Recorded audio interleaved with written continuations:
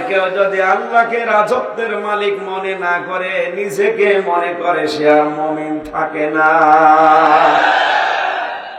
এই জন্য বিয়াদিহিল মুলক দিয়েছেন, ক্ষমতার একচ্ছত্র মালিকানা এটা আল্লাহর।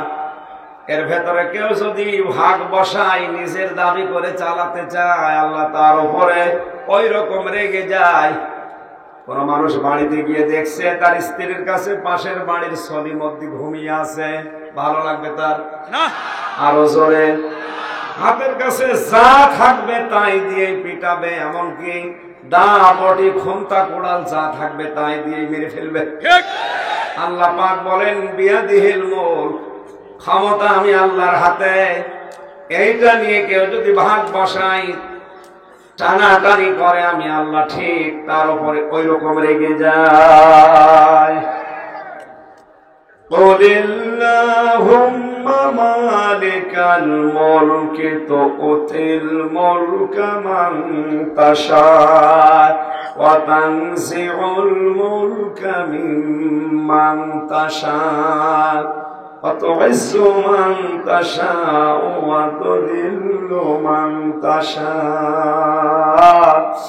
বিয়াদিকাল খায়রু ইন্নাকা আলা কুল্লি শাইইন কাদির।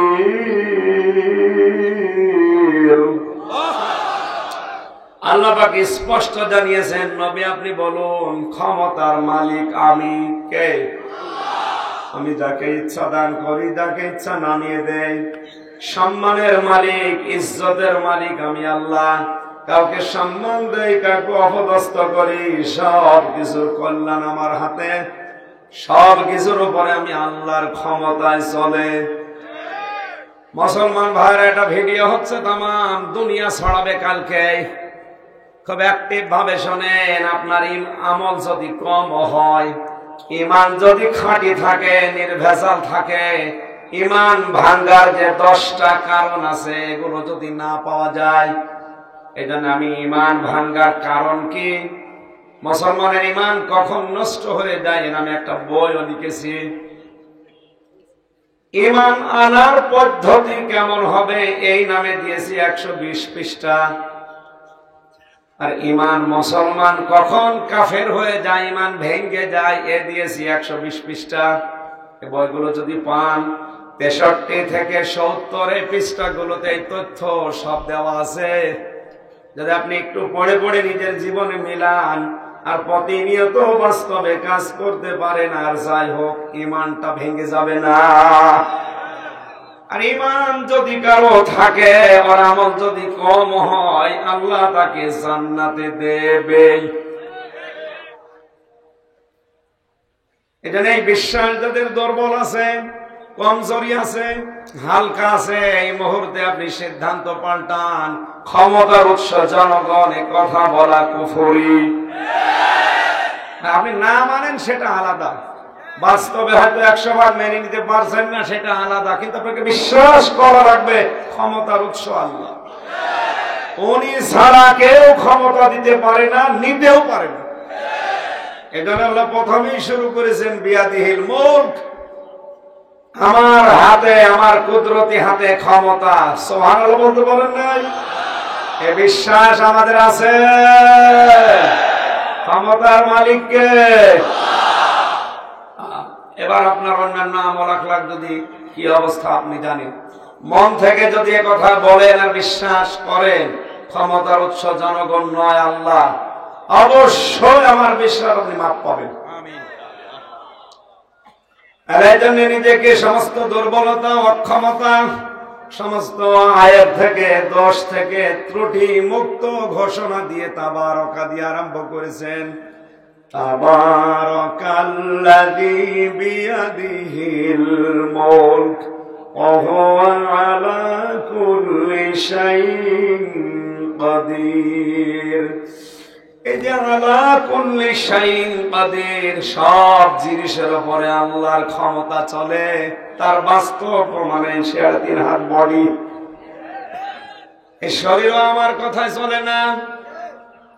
আপনি যদি টয়লেটে বসে বলেন আমি কিন্তু ডিসি, এসপি, টিওনো, এ দুর্গন্ধ যেন আমার নাকে না আসে। শুনবে নাক বলবে বেটা আমার আগে চেপে ধর, তাহলে তো আপনার নাক আপনার কন্ট্রোলে নেই, আপনার কথা শোনে না। বিজ্ঞান প্রমাণ করেছে এই যে কয়েক ইঞ্চি জায়গা, এখান থেকে যে কথাগুলো বের হচ্ছে, এক একটা কথা বের হতে 27টা স্তর ধাপ পার করা লাগছে। 27টা জায়গায় ফেরেশতা বসে আছে, এক এক জায়গায় একজন করে। মহান আল্লাহর ফেরেশতারা এই ধাক্কা মারা কথাগুলো 27টা স্তর ধাপ পার করে দুনিয়ার মানুষকে শোনাচ্ছে। নবীজি জানিয়েছেন একটা স্তর যদি দুর্বল হয়ে যায়, ফেরেশতা যদি কথা না শোনে, ফেরেশতা যদি দায়িত্ব পালন না করে, আপনি কথা বলবেন কিন্তু বের হবে না, গোগা শব্দ হবে। কত বড় ক্ষমতার মালিক আমার আল্লাহ! শুধুমাত্র এই কণ্ঠের কয়েক ইঞ্চি জায়গায় আমি তাকিয়ে দেখতে পাচ্ছি, তামাম দুনিয়া তো পড়ে আছে। এটা আলা কুল্লি শাইইন কাদির দিয়েছেন। পৃথিবীর এমন কোন জায়গা নেই যেখানে আল্লাহর ক্ষমতা চলে না, সব জায়গায় ক্ষমতা কার। আল্লাহ তার বড়ত্বের কথাগুলো, বিশালত্বের কথাগুলো, মহত্বের কথাগুলো বলছিলেন, হঠাৎ করে আলোচনার ধরন তিনি পাল্টিয়ে ফেললেন। এবার আমাদের সবচেয়ে গুরুত্বপূর্ণ যেটা আমাদের জীবন, আমাদের হায়াত, আমাদের জীবনের দিকে তিনি কিছু কথা বলার জন্য আমাদেরকে শোনাচ্ছেন। আল্লাযী খালাকাল মাউতা ওয়াল হায়াতা লিয়াবলুয়াকুম আইয়ুকুম আহসানু আমালা। আল্লাহ পাক বলেন তিনি সে আল্লাহ। কোন আল্লাহ? এতক্ষণ যার ভূমিকায় কথাগুলো তিনি বললেন, আমি সব ক্ষমতা, দুর্বলতা, দোষ ত্রুটি আয়াত থেকে আমি মুক্ত, আমার কোনো দোষ নেই, এ কথা বলতে বলতে এবার তিনি বলেন আল্লাযী, ওই আল্লাহ। এতক্ষণ তিনি তার পরিচয় দিলেন। খালাকাল মাউতা, তিনি সৃষ্টি করেছেন তোমাদের মাউত, আমাদের কি মৃত্যু। মৃত্যু আল্লাহ মৌতের কথা আগে দিয়েছেন, হায়াতের কথা আগে দেননি। মুফাসসিরিন ইকরাম মৌত শব্দটাকে আগে দেওয়ার কারণ ব্যাখ্যা করছেন। পৃথিবীর মানুষ, এ কথা তোমার বিশ্বাস করা লাগবে, যত উপরে ওঠো না কেন মরা লাগবে। আমার মনে হয় যারা বলে যে আমরা কোরআন পড়ি, তারা যদি এই শব্দটা বিশ্বাস করতো যে খালাকাল মাউতা ওয়াল হায়াতা, আল্লাহ আগে মউত বানিয়েছেন, তার মানে আমি যাই করি মরা লাগবে, উঠিয়েছে তো। 2 নম্বরে আল্লাহ বলেন তোমাদের হায়াত আমি বানিয়েছি। আমাদের এই যে ছোট্ট হায়াত, এটা আমরা মাঝের জীবনে আছি। হায়াত প্রধানত 5 প্রকার হয়। এর আগে আমরা 2টা হায়াত পার করে এসেছি, সামনে আছে আমাদের এখনো 2টা, এটা মাঝেরটায় আছি। প্রথমে যে হায়াত ছিল এটার নাম আলমে আরওয়াহ, রূহের হায়াত, রূহের জগৎ। ওই জায়গায় আমাদের জাতির, আমাদের আদি পিতা হযরতে আদমের পৃষ্ঠদেশ থেকে আল্লাহ আমাদের রূহগুলো সব একবারে বের করেছিলেন। ওয়াইদা খাযা রাব্বুকা মিন বানি আদামা মিন যুহুরিহিম যুররিয়াতাহুম ওয়া আশহাদাহুম আলা আনফুসিহিম আলাস্তু বিরাব্বিকুম ক্বালু বালা শাহিদনা আন তাকুলু ইয়াওমাল কিয়ামাতি ইন্না কুন্না আন হাদা গাফিলিন। আল্লাহু আকবার। সূরা আরাফ 9 নম্বর পারা 12 নম্বর পৃষ্ঠা 3 নম্বর লাইনের 172 নম্বর আয়াত। এটা আল্লাহ পাক বলেন, স্মরণ করেন ওই সময়ের কথা যখন আপনার রব হযরতে আদমের পৃষ্ঠদেশ থেকে তার সন্তানগুলো বের করে নিয়ে এই রূহের জগতে একটা অঙ্গীকার নিয়েছিলেন যে আমি কি তোমাদের রব না? এক বাক্যে সবাই বলেছে ক্বালু বালা, অবশ্যই আপনি আমাদের রব। কুমিল্লাবাসী বলেন ওই রূহের জগতে আমরা ওই ময়দানে ছিলাম কিনা? বলেন বলেন। কথা দিয়েছিলাম অবশ্যই আপনি আমাদের রব। আল্লাহ বলেন শাহিদ না, আমি একা না, এই যে ফেরেশতারা আছে এরা সহ তোমরা, আমি নিজেও সাক্ষী থাকলাম। আনতাকুলু ইয়াউমাল কিয়ামাতি ইন্না কুন্না আন হাযা গাফিলিন, এ কথা যেন কেউ বলতে না পারে যে আমরা এই বিষয়ে জানতাম না। কিয়ামতে কেউ যেন গাফিলদের কথা বলতে না পারে। যেহেতু রুহের জগতে রব বলে গ্যারান্টি দিয়ে আল্লাহকে আমরা স্বীকার করে নিয়েছি, পৃথিবীতে আমাদের হারানোর মতো আর কিছু নেই। কারণ আমি এসেছিলাম একেবারে ন্যাংটা খালি, কথা বলেন কিনা? সবাই এসেছি আমরা একেবারে খালি হাতে, একেবারে উলঙ্গ অবস্থায়, কিচ্ছু নিয়ে আসেনি। কথা বলেন, কথা বলেন। এমনকি যাবার সময়ও কেউ কিছু নিয়ে যেতে পারবে? আমার হারানোর কিসের ভয়?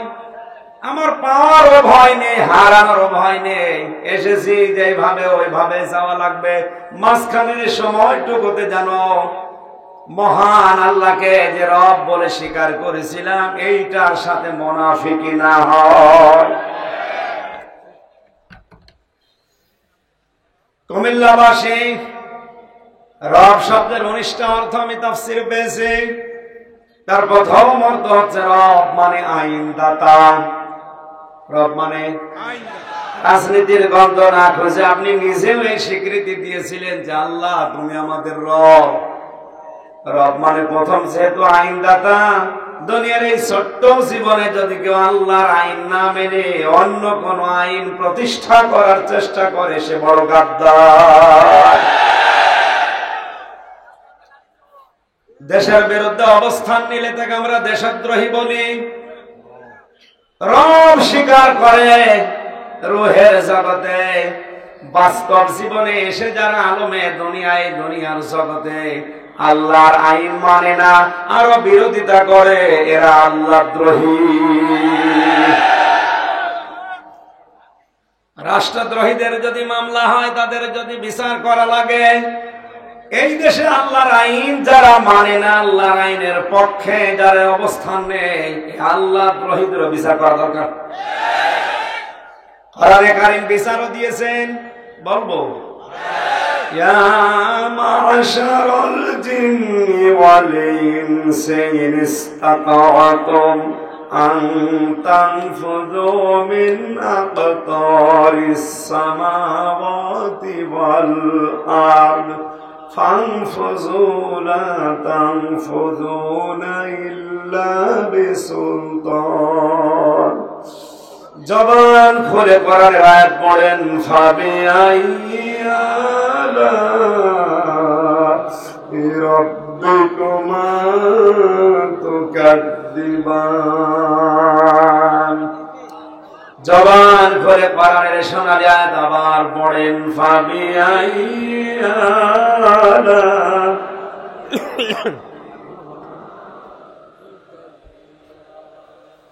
আল্লাহ রাব্বুল আলামিন বলেন, হে জিন আর মানুষেরা, আমার আইন যদি ভালো না লাগে,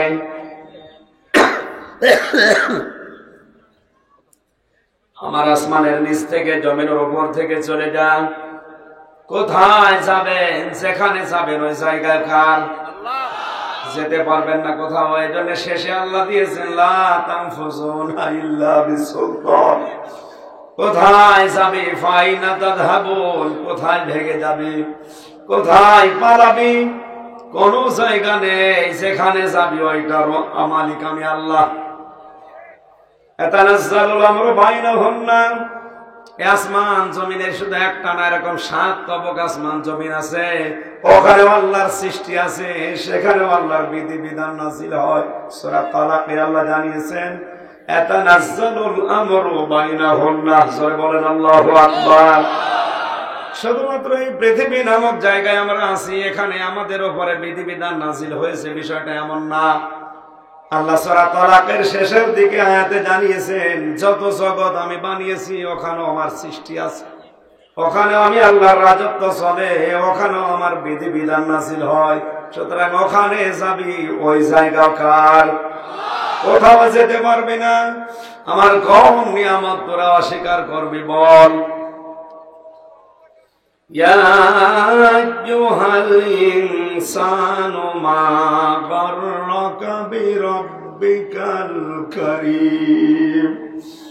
আল্লাহ বলেন, হে মানুষেরা, হে মানব জাতি, তোমার রবের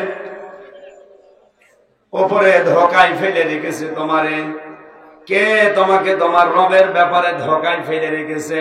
তোমার সন্তানাদি, তোমার ব্যবসা বাণিজ্য, তোমার এই ছোট্ট জীবন। যারাই ধোঁকায় ফেলবে এই রব সম্পর্কে, ফিরে আসো এখনো।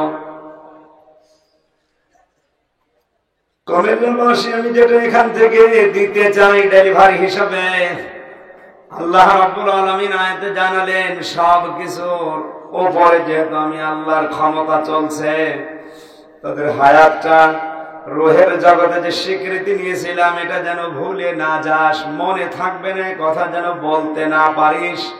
এই জন্য আমি নিজে সহ আমার ফেরেশতারা কিন্তু সাক্ষী আছে। সুতরাং বাংলার জনগণ, আমার নিজেকেও বাঁচাতে হলে রব বলে যে স্বীকৃতি দিয়েছিলাম এইটা বাস্তবে প্রমাণ করা লাগবে আল্লাহর আইন প্রতিষ্ঠার মাধ্যমে, না তো আমি বাঁচতে পারবো না। আল্লাযী আলা লাহুল খালকু ওয়াল আমর, সৃষ্টি যার, হুকুম চলবে তার, এইটাই স্বতঃসিদ্ধ। ইনিল হুকমু ইল্লা লিল্লাহ, বানিয়েছেন যিনি, হুকুম চলবে তার। সুতরাং আল্লাহর আইন প্রতিষ্ঠা করা এটা রব বলে স্বীকার করার একটা মাধ্যম। আমি যে স্বীকৃতি দিয়েছিলাম, আমি যেন মুনাফিক হয়ে না যাই, আমার কথা যেন ঠিক থাকে, এজন্য অন্তত আর যাই করি আল্লাহর আইনের বিরোধিতা যেন আমি না করি। আমাকে বাঁচা লাগবে দুনিয়া এবং আখিরাতে, এ কারণে আমি আর যাই করছি আল্লাহর আইন আমি যতটুকু পারি প্রতিষ্ঠা করার পক্ষে থাকবো, চেষ্টা চালাবো। কথা বলে না কেন? প্রতিষ্ঠা যদি হয় তো সময় সহগা, দুনিয়া এবং আখিরাতে দুইটাই শান্তি। প্রতিষ্ঠা যদি নাও হয় আমার কোনো লস নেই, কারণ এ জমিনের মালিকও আমি না, এ কোরআনের মালিকও আমি না, আমি শুধু খাদেম। আমি আরো জোরে বলেন, আমি আল্লাহর জমিনে আল্লাহর খাদেম, দাস, বান্দা যাই বলেন। আমার দায়িত্ব হচ্ছে চেষ্টা করে যাওয়া। আমার বেতন আছে বিকাল 5টায়, জীবনের শেষ মুহূর্তে, মরণের পরে আমার বেতন শুরু হবে। ও বেতন যেন জান্নাত হয়, জোরে বলেন আমিন। বেতন যদি জান্নাত হিসেবে কেউ পেতে চায়, কোরআনে কারীম জানিয়েছে, ইন্নাল্লাহা আশতারা মিনাল মুমিনিনা আনফুসাহুম ওয়া আমওয়ালাহুম বিআন্না লাহুমুল জান্নাহ। অবশ্যই আমি আল্লাহ ক্রয় করে নিয়েছি মুমিনের জান আর মাল, বিনিময়ে আমি আল্লাহ তাকে আমার বানানো যে জান্নাত দিয়ে দিয়েছি। আমি আবার রিপিট করছি, আমাদের হারানোর কোনো ভয়, কারণ আমি এসেছি খালি হাতে, পোশাক ছাড়া। বলে না কেন? উল্লেখ করার মতো আমার কিছুই ছিল না, আমার নামও ছিল না, বংশের পরিচয় তো বাদই দিলাম। হালাতা আলাল ইনসানি হিনুম মিনাদ দাহরি লাম ইয়াকুন শাইআম মাযকুরা। আল্লাহ বলেন, মানুষের জীবনে এমন সময় কি অতিবাহিত হয়নি যে সময় উল্লেখ করার মতো সে কিছুই ছিল না। তার নামে লায়নও ছিল না, মোহাম্মদও ছিল না, রবিউলও ছিল না, আলমও ছিল না। নেই থেকে পর্যন্ত যিনি নিয়ে এসেছেন, কিছুদিন কিছু বিষয় নাড়াচাড়া করাবেন, এরপরে আবার খালি হাতে খালি গায়ে, ওই অবস্থায় আমাকে একেবারে নিঃস্ব করে মাটির নিচে রেখে আসবে। কথা বলে না কেন? এজন্য ঈমান যাদের আছে, ঈমানের এই মহা দৌলত যাদের ভেতরে ছিটা ফোটা আছে, তাদের হারানোর কোনো ভয় নেই। কি হারাবেন? কি হারানোর তো কিছু নেই। এসেছি যেভাবে যাবো ওইভাবে, মাঝখানে কিছু সময় আল্লাহ আমাকে আমানত হিসাবে দিয়েছে। রুহের জগতে যে কমিটমেন্ট, যে অঙ্গীকার আমি করেছি ওইটা যেন আমরা দুনিয়াতে ভুলে না যাই, এই জন্য মাহফিলের আয়োজন, এটা স্মরণ করিয়ে দিচ্ছে। তুমি কিন্তু অঙ্গীকার করে এসেছো যে রব আমার আল্লাহ, আর আল্লাহকে রব এ কথা স্বীকার করার 19টা যে কারণ, তার প্রথম কারণ রব মানে আইনদাতা। রব মানে আরো জোরে, আল্লাহ পাক আইন দিয়েছেন, তার এই আইনগুলো আমি না মানতে পারলেও সব বিশ্বাস করি। এই করে কিনা? অবশ্যই আমি বিশ্বাস করি। মহান আল্লাহ কোরআনে আইন দিয়েছেন, ইউসিকুমুল্লাহু ফি আওলাদিকুম লিয-যাকারি মিসলু হাযযিল উনসায়াইন। সূরা নিসা 4 নম্বর পারা 18 নম্বর পৃষ্ঠার প্রথম নম্বর লাইনের 11 নম্বর আয়াতের প্রথম অংশে আছে। আল্লাহ বলেন, দুনিয়ার সবাইকে আমি আল্লাহ ওসিয়ত করলাম, নির্দেশ দিলাম, তোমাদের এক সাইডে যা পাবে, 2 মেয়ে তাই পাবে। এই আইনটা কার?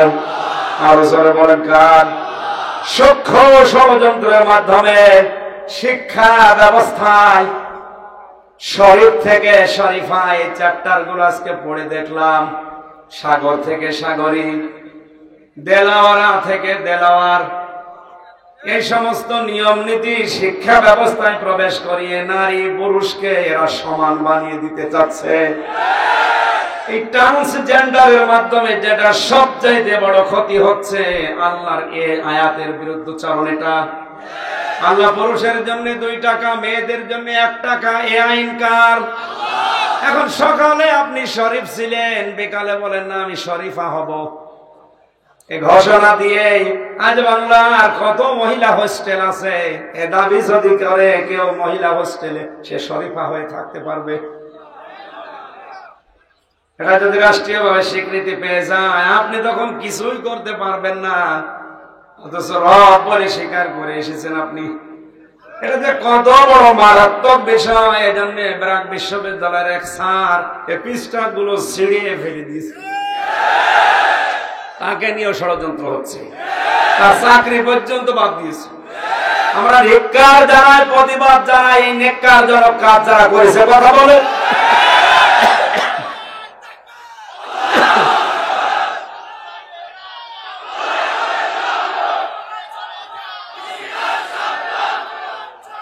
আলহামদুলিল্লাহ।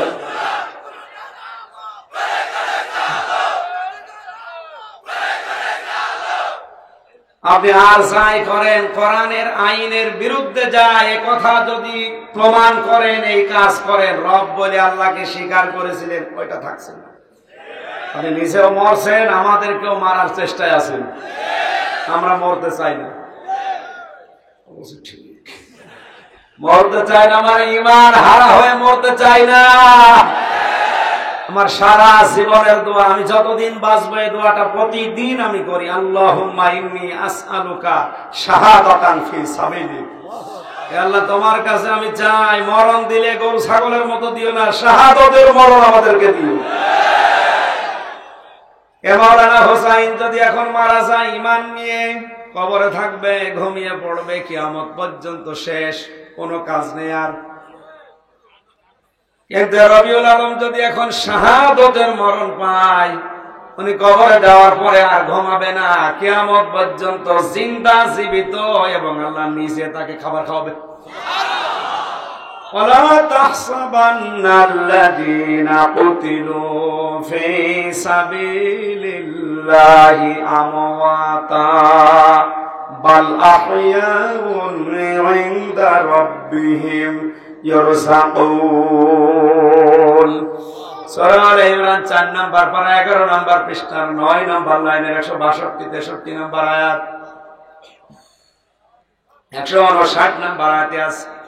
আল্লাহ পাক বলেন, হে নবী, যারা মারা যায় আমি আল্লাহর রাস্তায় শহীদ হয়, এদেরকে আপনি মৃত বলবেন না, এরা জীবিত।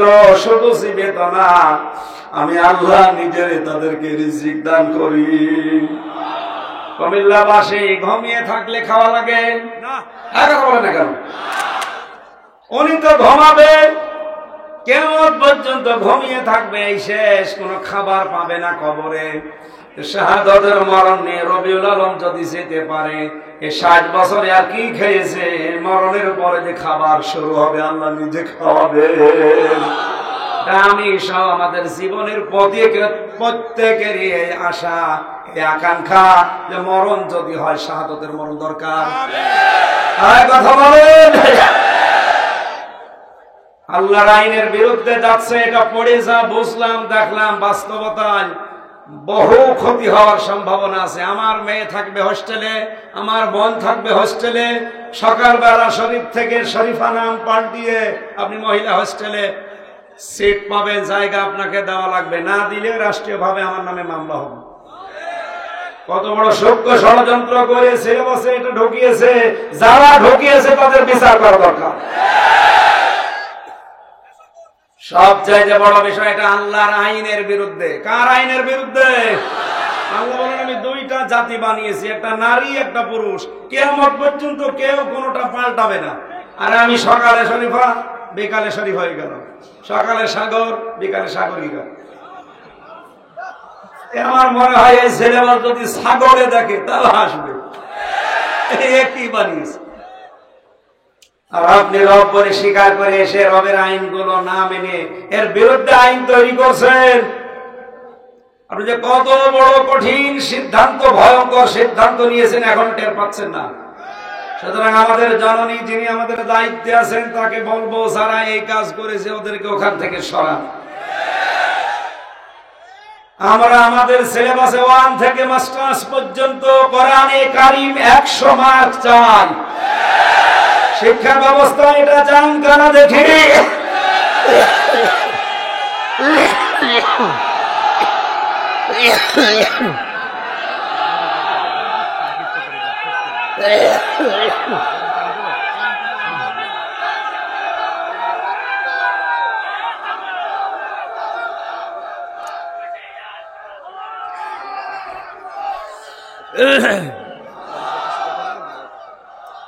সম্মানিত ভাইরা, আমরা কি ব্যাখ্যায় যাব? প্রথম জগৎটা পার করে ফেলেছি। সুতরাং যারা রব হিসাবে আল্লাহকে রুহের জগৎ স্বীকার করে আমরা নিয়েছিলাম, দুনিয়ায় রবের আইনের পক্ষে থেকে রবের আইনের বিপক্ষে যত কিছু তৈরি হবে তাদের বিপক্ষে থেকে এটা প্রমাণ দেওয়া দরকার। এ কাজ করতে গিয়ে যদি শাহাদত হয়, শহীদ হওয়া লাগে, আমাদের জীবন ধন্য। সূরা নেসার 11 নম্বর আয়াত যদি কিয়ামতে দাঁড়িয়ে বলে আল্লাহ তুমি একে মাফ করে দাও, নয়তো তোমার কোরআন থেকে আমারে কেটে বাদ দিয়ে দাও, আমার মতো হামজার জন্য আল্লাহ কোরআনের আয়াত কেটে বাদ দেবে, শেষ পর্যন্ত আমারে মাফ করে দেবে। এই জন্য জান প্রাণ দিয়ে আমরা আল্লাহর আইনের পক্ষে থাকি। ইনশাআল্লাহ 2 নম্বরের জগৎ আমরা পার করেছি আলমে বোতন, যেটা মায়ের পেট 10 মাস 10 দিন আমাদেরকে যিনি বহন করিয়েছিলেন। আল্লাহ রাব্বুল আলামিন বলেন ওয়াসাইনাল ইনসানা বিওয়ালিদাইহি ইহসানা হামালাতুহু উম্মুহু কুরহা ওয়া ওয়াদাআতুহু কুরহা ওয়া হামলুহু ওয়া ফিসালুহু 30 শাহরা। খুব খেয়াল করে শুনুন। সূরা হাকাফ 26 নম্বর পারা 2 নম্বর পৃষ্ঠার 10 নম্বর লাইনের 15 নম্বর আয়াতে আছে, আল্লাহ বলেন দুনিয়ার সব মানুষকে আমি আল্লাহ নির্দেশ দিলাম তোমরা যাই করো না কেন মা বাবার সাথে ভালো ব্যবহার করবা। কারণ তোমার মা তোমাকে কষ্টের পরে কষ্ট সহ্য করে পেটে বহন করেছে, এতটুকুই শেষ না, ডেলিভারিরও কষ্ট সহ্য করেছে তোমার মা। দুনিয়ার মানুষ বিজ্ঞানের তথ্য এখানে একটা পেয়েছি আমি, এই পৃথিবীতে মানুষ যে কষ্ট সহ্য করতে পারে 45 ইউনিট কষ্ট সহ্য করতে পারে একটা মানুষ। কিন্তু একটা মা যখন আমাদেরকে দুনিয়ার মুখ দেখান, তাই পেট থেকে দুনিয়া আসার সময় যে কষ্টটা হয়, বিজ্ঞান প্রমাণ করছে মায়ের 57 ইউনিট কষ্ট হয়, যা সাধারণ কোন মানুষকে দিলে সঙ্গে সঙ্গে লোকটা মরে যাবে। আমাদের শরীরে এই বডিতে 45 ইউনিটের বেশি কষ্ট সহ্য করার ক্ষমতা নেই। অথচ মা আমার মুখ দুনিয়ায় দেখাবে, এজন্য পেট থেকে বের করার সময় 57 ইউনিট কষ্ট সহ্য করেছি। নবীজি জানিয়েছেন, কোন মায়ের কষ্ট যদি সন্তান প্রসবের সময়, যেটা হামলুহু ওয়া ফিসালুহু 30 শাহরা, আমাকে পেটে বহন করা, ডেলিভারির কষ্ট সহ্য করা 2 থেকে 2.5 বছর পর্যন্ত, 2 বছর আমাদেরকে বুকের দুধ খাওয়ানো, এই যে কষ্ট এত বেশি আমার আল্লাহ নিজে ব্যাখ্যা করছেন। দুনিয়াতে আল্লাহ কোন বিষয়ের ব্যাখ্যা করলে জানবেন ওটা বিশাল ব্যাপার। আল্লাহ মায়ের এই পেটে রাখা, জন্ম দেওয়া এবং দুধ খাওয়ানো, এটা যে কষ্ট আল্লাহ নিজে জানেন, কারণ তিনি বানিয়েছেন। এই জন্য এই ব্যাখ্যাগুলো দুনিয়ার মানুষকে শুনিয়েছেন যে সাবধান। আমরা এই জগৎটা পার করেও চলে এসেছি। এখন আমাদের এই হায়াত আলমে দুনিয়া, এখানে কেউ 10 বছর, 20 বছর, 50, 60, 100 বছর পর্যন্ত আমরা বেঁচে আছি। 4 নাম্বার হায়াত আমাদের সামনে আছে আলমে বারজাখ, কবরের জগৎ। পড়ে থাকা লাগবে কিয়ামত পর্যন্ত। কবরে কি করে রবে একা একা, কবরে কি করে রবে একা একা, অন্ধকারে বাতি নাই, বদ্ধ ঘরে সাথী নাই, তোমার প্রিয়াও দেবে না তোমার দেখা, কবরে কি করে রবে একা একা। আলমে বারজাখে মানুষকে যখন আমার আল্লাহ রাখবেন, 3টা প্রশ্ন সবাইকে জিজ্ঞাসা করবেন। জবাবগুলো দুনিয়া থেকে তৈরি করার দরকার আছে না নেই? আল্লাহ পাক বলেন, প্রথমেই তোকে প্রশ্ন করা হবে তোর রবকে, 2 নম্বরে বলা হবে তোর জীবন ব্যবস্থা কি, 3 নম্বরে হাজার রজুল, এই লোকটাকে। 3টার জবাব যদি আপনি দুনিয়া থেকে কমপ্লিট করতে না পারেন, মরণের পরে শুধু বলা লাগবে লা আদরি, হায় হাত লা আদরি, আমি কিচ্ছু জানি না। জোরে বলেন নাউজুবিল্লাহ। আমি তো আমরাকে বাঁচাতে চাই, আপনি যেন বিপদে না পড়েন, এই 4 নাম্বার জগতে আপনি যেন ধরা না খান। এই জন্য আল হায়াত আর ব্যাখ্যা দিতে গিয়ে আমি এই 4 নাম্বার হায়াতটা সামনে নিয়ে আসলাম। এ বিশাল হায়াত কিন্তু লম্বা পড়ে আছে। আমি যদি বলতে পারি ওই জায়গায় যে রব্বি আল্লাহ, তাহলে রবের আইন যেটা আমি স্বীকার করে এসেছিলাম ওইটা মানা লাগবে। কথা বলেন। কোরআনে কারিমে আল্লাহ 500 আইন দিয়েছেন।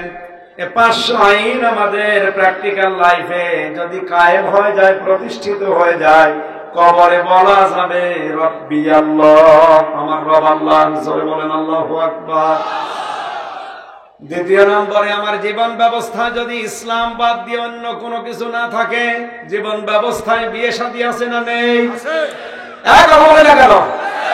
জীবন ব্যবস্থায় শিক্ষানীতি আছে না নেই?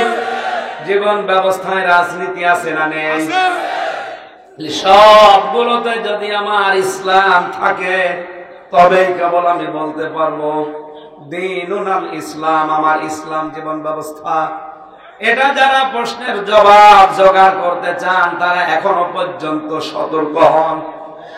3 নম্বরে যাকে দেখিয়ে বলা হবে হাজার রজুল, এই লোকটাকে, সঙ্গে সঙ্গে আপনাকে জবাব দেওয়া লাগবে হাজা নবিয়ুনা মুহাম্মাদুর রাসূলুল্লাহ সাল্লাল্লাহু আলাইহি সাল্লাম।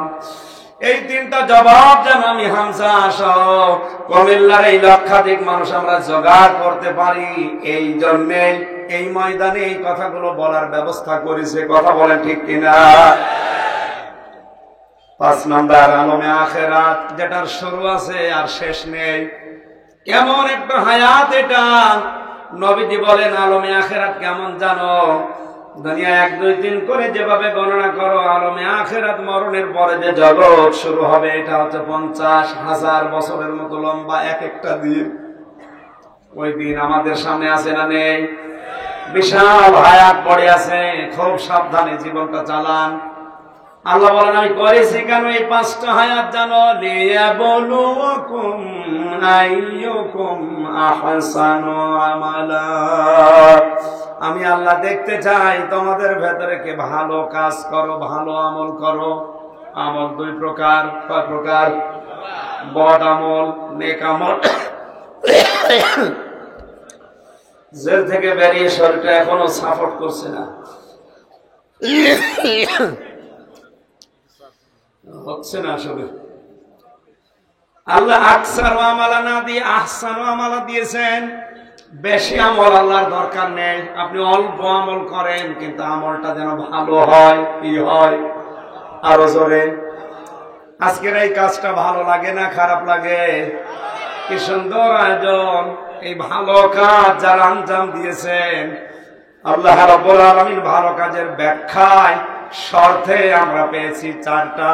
কোন ভালো কাজ যদি কেউ করতে চায়, 1 নম্বরে তাকে হওয়া লাগবে এলেম ওয়ালা, জ্ঞান অর্জন করা লাগবে। 2 নম্বরে ধৈর্য লাগবে ওই কাজে। 3 নম্বরে ইখলাস লাগবে।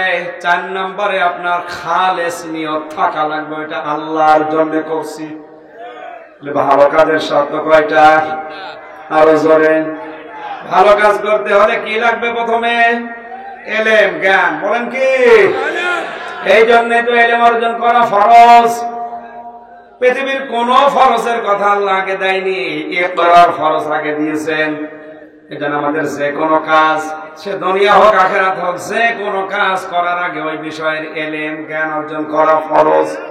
2 নম্বরে ধৈর্য লাগবে। 3 নম্বরে আমার খালেস নিয়ত লাগবে। 4 নম্বরে আমার ইখলাস লাগবে। আল্লাহ যেন এই 4টা শর্ত পূরণ করে যাই করি ওইটা করার তৌফিক দান করেন, আমিন। ওয়াল আজিজুল গফুর, তিনি কিন্তু আজিজ, তিনি গফুর। এই 2টা নাম আল্লাহ এই কারণেই দিয়েছেন।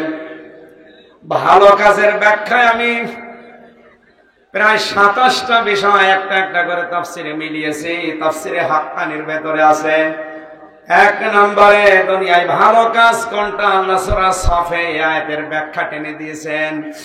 হাল আদুল্লুকুম আলা তিজারাতিন তুনজিকুম মিন আযাবিন আলীম। আল্লাহ পাক বলেন আমি কি দালালাত করব, ইঙ্গিত করব, দেখিয়ে দেব, এমন একটা ব্যবসার কথা বলবো যেটা করলে জাহান্নামে যাওয়া লাগবে না। তুমিনুনা বিল্লাহি ওয়া রাসূলিহি ওয়া তুজাহিদুনা ফি সাবিলিল্লাহ বিআমওয়ালিকুম ওয়া আনফুসিকুম। তোমরা যারা দুনিয়াতে আল্লাহর প্রতি বিশ্বাস করো, রাসূলকে বিশ্বাস, 2টা দাবি সামনে রেখে জান আর মাল দিয়ে সর্বাত্মক ভাবে আল্লাহর দ্বীন জমিনে কায়েম করার জন্য যারা জিহাদ করো, যালিকুম খায়রুল লাকুম, এইটাই ভালো কাজ। এটা আরো জোরে, আরো জোরে বলেন, এইটাই ভালো কাজ। কোন মুফাসসির, কোন মাওলানা নিয়ে আসবেন, নিয়ে আসেন। ভালো কাজের যে 27টা পয়েন্ট আমি পেয়েছি, তার 1ম নাম্বার ব্যাখ্যা এটা। আল্লাহর উপর আমাদের বিশ্বাস আছে না নেই? আর রাসূলের উপরে আছে। এই বিশ্বাস 2টা সামনে রেখে আমাদের জীবন যেহেতু একেবারে নিঃস্ব, কিছুই নেই, দুনিয়ায় কিছু নিয়ে হাতে করে আসি নাই, খালি হাতে যাব। সুতরাং যতদিন আছে এই হায়াতে আলমে দুনিয়ার এই হায়াতে জান আর মাল আমাকে আল্লাহ আমানত হিসেবে যাই দিয়েছে, তার জমিনে জিহাদের মাধ্যমে যেন এটা কায়েম করার মাধ্যমে আমি সব খরচ করতে পারি। আল্লাহ বলেন এটা ভালো কাজ। এটা ভালো কাজ এরকম বলেননি, যালিকুম খায়রুল লাকুম, এইটাই ভালো কাজ। জোরে বলেন আল্লাহু আকবার। জান মাল দিয়ে যারা জিহাদ করছে, আল্লাহর জমিনে আল্লাহর দ্বীন কায়েমের জন্য আন্দোলন করছে, এটা ভালো কাজ। 27টা আছে, আমি সবগুলো হয়তো বলতে পারবো না। ইন কুনতুম তা'লামুন, যদি তোমরা জানো। আল্লাহ রাব্বুল আলামিন